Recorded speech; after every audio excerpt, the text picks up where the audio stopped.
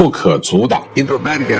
Hormuz প্রণালী বিশ্বের মোট জ্বালানি তেলের 1/5 যে পথ দিয়ে পরিবাহিত হয় সেই কৌশলগত জলপথ এখন বারুদের স্তূপের ওপর দাঁড়িয়ে। ইরানকে দমাতে গিয়ে আমেরিকা যে নৌ অবরোধের পথ বেছে নিয়েছে তা শুধু তেহরানকে নয় বরং পুরো অঞ্চলের জ্বালানি প্রবাহকে এক অনিশ্চয়তার মুখে ঠেলে দিয়েছে। কিন্তু প্রশ্ন হলো, ওয়াশিংটনের এই চাপ কি সত্যি ইরানকে কোণঠাসা করতে পারবে, নাকি এই অবরোধই উল্টে ডেকে আনবে এক বৈশ্বিক সংঘাত?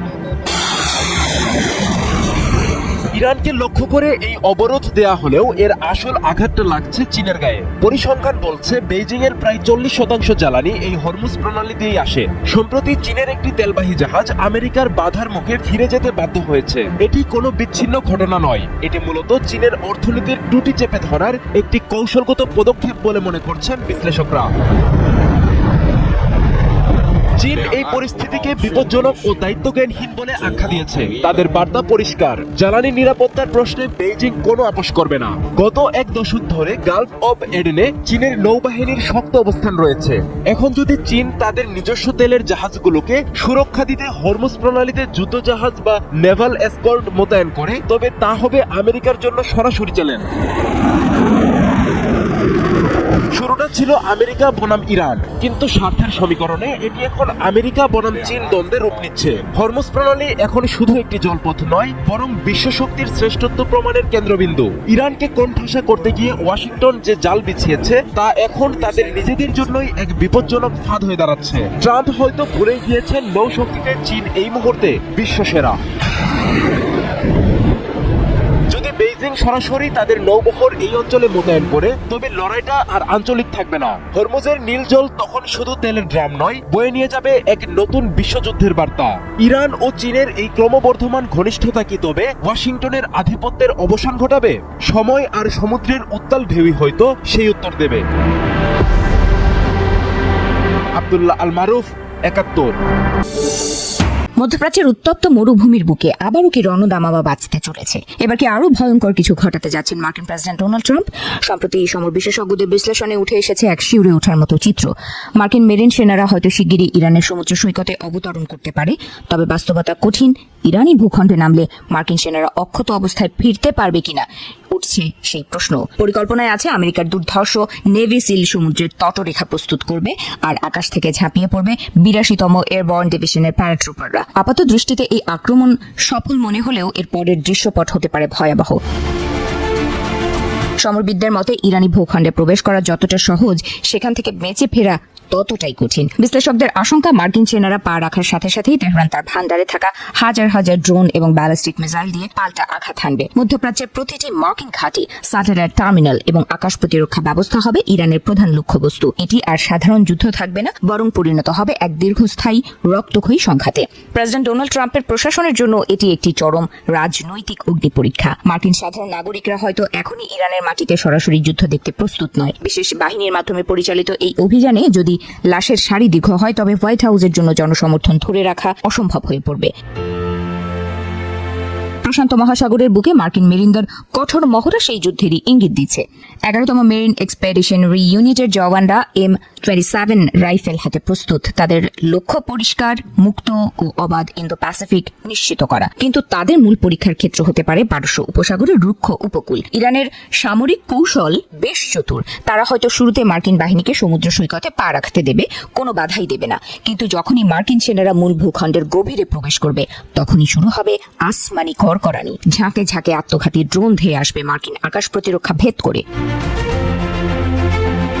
সম্প্রতি সৌদি আরবের প্রিন্স সুলতান বিমান ঘাঁটিতে যা ঘটেছে তা মার্কিন প্রতিরক্ষা বিভাগকে ভাবিয়ে তুলেছে। ইরানের ড্রোন হামলায় আমেরিকার গর্ব E-3 সেন্ট্রি বিমান এবং একাধিক KC-135 স্ট্র্যাটো ট্যাঙ্কার ক্ষতিগ্রস্ত হয়েছে। ইরান প্রমাণ করেছে যে তারা আকাশে নয়, বরং মাটিতেই মার্কিন বিমান শক্তি ধ্বংস করতে পারদর্শী।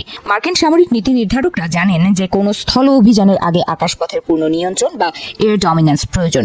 কিন্তু ইরানের ভূখণ্ড, মিসাইল লঞ্চার এবং কামিকাজের ড্রোনগুলো এমনভাবে লুকানো যে সেগুলোকে পুরোপুরি নিশ্চিহ্ন করা প্রায় অসম্ভব। এটি মার্কিন বাহিনীর জন্য এক বড় মরণ ফাঁদ হতে পারে।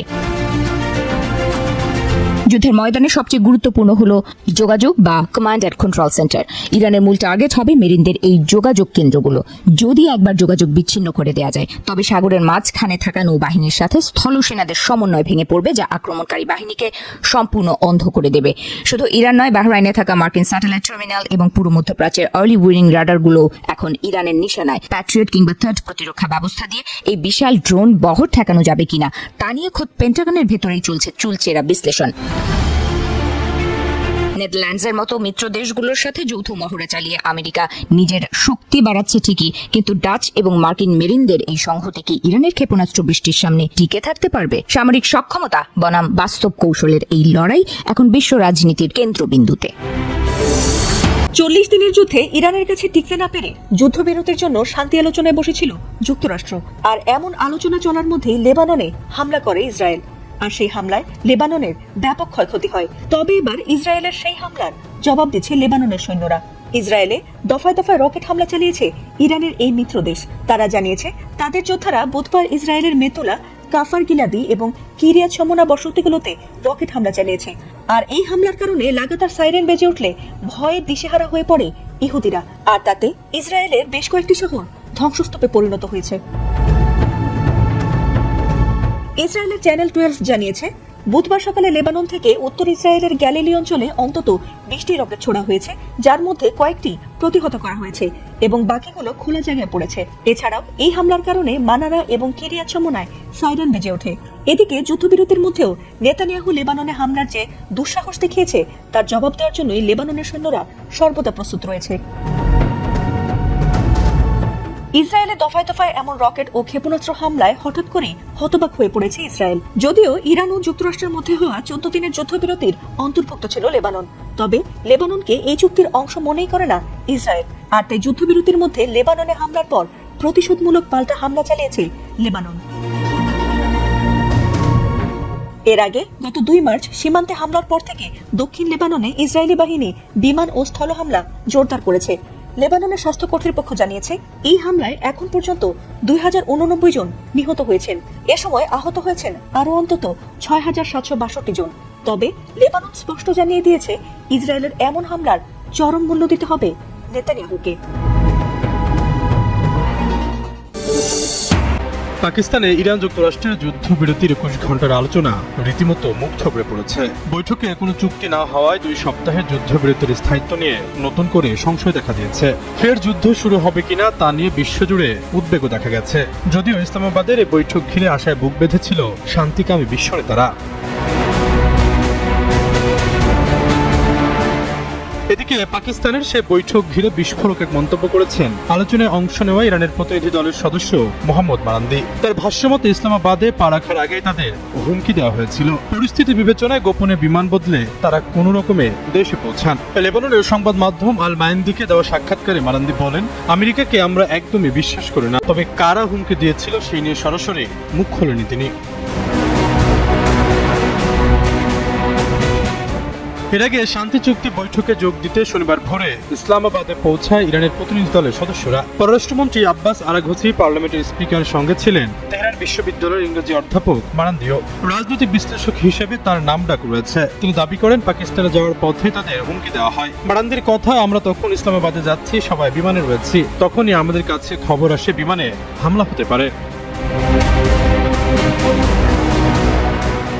এদিন দুপুরের দিকে ইসলামাবাদে পৌঁছান আমেরিকার 3 সদস্যের প্রতিনিধি দল। তারপরে 21 ঘন্টায় আলোচনা চলে। বৈঠক শেষ হওয়ার পরে আর এক মুহূর্ত অপেক্ষা করেননি ইরান প্রতিনিধি দলের সদস্যরা। প্রাণ হাতে নিয়ে কোনো রকমে বিমানে ওঠেন তারা। মারান্দির কথায়, তেহরানে ফেরার পথে আমরা সবার আগে বিমান পরিবর্তন করি। সেটাও ছিল খুব গোপনে, কারণ নাম না নিয়ে হুমকির নেপথ্যে আমেরিকা রয়েছে বলে বোঝাতে চেয়েছেন তিনি। ইসলামাবাদ থেকে সরাসরি তেহরানে যেতে 2.5 ঘন্টার মতো সময় লাগে, কিন্তু লাগাতার হুমকির মুখে কোনো ঝুঁকি নেননি ইরানের প্রতিনিধি দলের সদস্যরা। তারা প্রথমে আফগানিস্তানের গা ঘেঁষা মাসহাদ শহরে অবতরণ করেন। সেখান থেকে প্রায় 730 কিলোমিটার পথের কিছুটা ট্রেনে, বাকিটা বাসে করে তেহরানে পৌঁছান। মারান্দির কথায়, আমরা কোনোদিনই আমেরিকাকে বিশ্বাস করি না। ইরান এখনো ভবিষ্যৎ যুদ্ধের প্রস্তুতি নিচ্ছে। হরমুজ প্রণালীতে টানটান উত্তেজনা, সমুদ্রপথে যেন শুরু হয়েছে অদৃশ্য এক যুদ্ধ। যুক্তরাষ্ট্রের অবরোধে থমকে গেছে জাহাজ, আর বিশ্বজুড়ে বাড়ছে জ্বালানি সংকটের আতঙ্ক। আর এই অবস্থায় চীন রাশিয়া একদিকে, যুক্তরাষ্ট্র অন্যদিকে। বিশ্ব রাজনীতি যেন নতুন করে ভাগ হচ্ছে। প্রশ্ন উঠছে, এই সংকট কি শুধু ইরানকে ঘিরে, নাকি বড় কোনো শক্তির খেলায় পরিণত হচ্ছে পৃথিবী? মধ্যপ্রাচ্যের সবচেয়ে গুরুত্বপূর্ণ জলপথ হরমুজ প্রণালীকে ঘিরে তৈরি হচ্ছে এক জটিল ভূরাজনৈতিক সংকট। যুক্তরাষ্ট্রের সাম্প্রতিক নৌ অবরোধ শুধু একটি সামরিক পদক্ষেপ নয়, এটি বৈশ্বিক শক্তির ভারসাম্যে বড় ধরনের পরিবর্তনের ইঙ্গিত দিচ্ছে।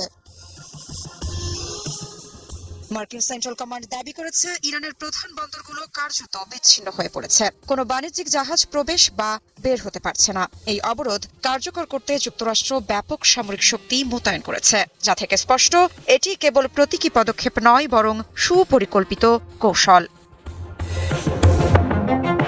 হরমুজ প্রণালীর গুরুত্ব এখানেই যে বিশ্বের প্রায় 1/4 সমুদ্রপথে পরিবাহিত অপরিশোধিত তেল এবং প্রায় 20% এলএনজি এই পথ দিয়েই যায়। ফলে এই রুটে কোনো ধরনের বিঘ্ন মানেই বৈশ্বিক জ্বালানি সরবরাহে বড় ধাক্কা। এই প্রেক্ষাপটে সবচেয়ে বেশি চাপে পড়েছে চীন। ইরানি তেলের অন্যতম বড় ক্রেতা হিসেবে বেইজিংয়ে জ্বালানি নিরাপত্তা এখন প্রশ্নের মুখে।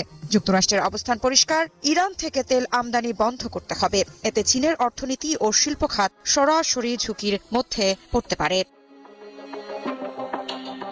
তবে এখানেই নতুন মোড় নিয়েছে পরিস্থিতি। রাশিয়া সরাসরি ঘোষণা দিয়েছে তারা চীনের জ্বালানি ঘাটতি পূরণে প্রস্তুত। বিশ্লেষকদের মতে এটি শুধু কূটনৈতিক সমর্থন নয়, বরং চীনা বাজারে নিজেদের প্রভাব আরও শক্তিশালী করার একটি সুযোগ হিসেবে দেখছে মস্কো। অন্যদিকে যুক্তরাষ্ট্রের এই পদক্ষেপের পেছনে আরেকটি বড় উদ্দেশ্য দেখছেন বিশ্লেষকরা। বিশ্বের অন্যতম গুরুত্বপূর্ণ জ্বালানি করিডোরে নিজেদের নিয়ন্ত্রণ পুনঃপ্রতিষ্ঠা। যদি এই কৌশল সফল হয়, তাহলে মধ্যপ্রাচ্যের জ্বালানি রাজনীতিতে ওয়াশিংটনের প্রভাব আরও বাড়বে।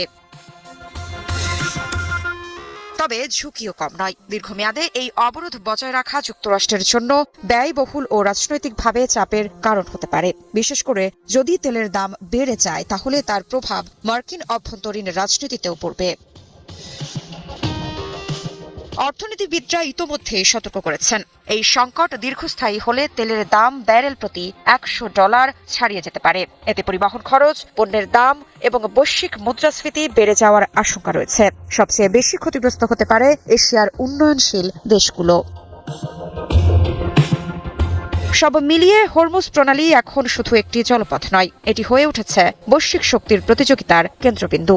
সামনে কি হবে তা নির্ভর করছে ইরানের প্রতিক্রিয়া, চীন রাশিয়ার অবস্থান এবং যুক্তরাষ্ট্র কতদূর যেতে প্রস্তুত তার উপর।